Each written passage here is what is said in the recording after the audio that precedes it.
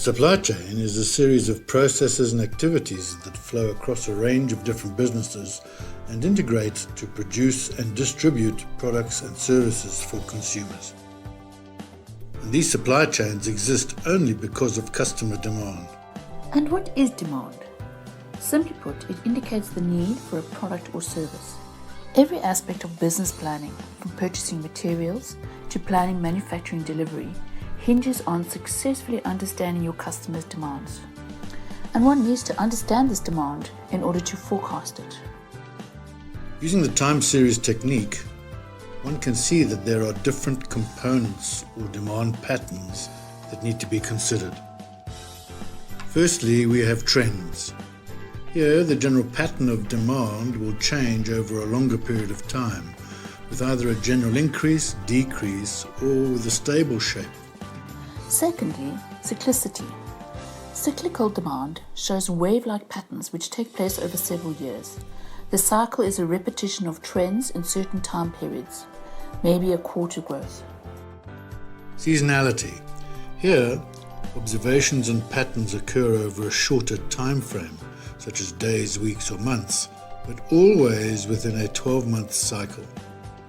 These seasonal demands can be caused at different times of the year, for example, special religious observations such as Eid al-Adha. And lastly, randomness. This refers to unexpected events that can distort trends that otherwise exist, such as natural disasters, perhaps changing the demand for bottles of water, or an outbreak of a disease increasing demand for certain medication. You get two different types of demand, namely independent demand, such as the order for 100 cars, and dependent demand, such as needing to order 5 tires per car, so you'd have to order 500 tires. Therefore, the tires are dependent on the amount of cars that are being ordered. Demand comes from different sources, such as replenishment of warehouses, sales forecast, customer orders, spares required for servicing equipment, and call of components from other plants. Most products used in the house, like dishwashing liquid, have a pretty stable demand pattern, whilst the demand patterns for things like shoes are less predictable. These are known as dynamic demand. And, in order to match demand with resources, we need to forecast. Forecasting eliminates guesswork because no business can run on guesswork. Let's look at Jim and Matt. They both run an ice cream shop at the beach every summer. Before opening for summer this year, Jim conducted an online survey on what people's favorite ice cream flavors were. He then stocked up on those flavors. This is known as qualitative forecasting, as it is based on personal judgment and educated viewpoint.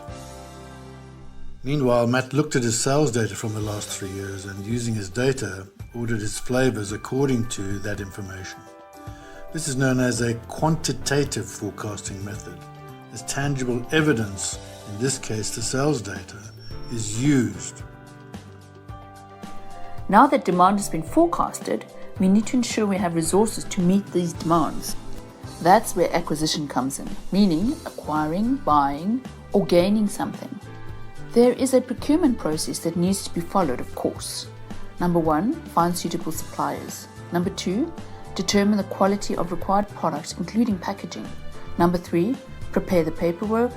Number 4, define the needs and requirements of the organization. Number 5, determine what is needed to buy or make. And number 6, check how much of the item we have in stock to determine the order size. An important factor to consider when selecting suppliers and placing orders is that of lead time. Purchasing lead time is the total sum of the time between the recognition of a need to place an order and receiving the goods in your store from the supplier. Inventory has now been purchased and manufactured and needs to be distributed. Here, logistics and distribution come in. A good logistics and distribution management system will ensure that product is delivered to customers to meet their demands. Now, what if there is product left that cannot be sold? This could range from expired product to obsolete stock or even surplus and excess inventory that's no longer required. This stock needs to be safely and responsibly disposed of which is covered in full in your practitioner guide. By applying the supply chain philosophy of integration and collaboration, many challenges can be addressed. Demand will be easier to forecast, relationships with suppliers will be trustworthy, communication between manufacturing and distribution will be solid. All of these benefits will result in less product to dispose of, which in turn results in cost saving and profit growth.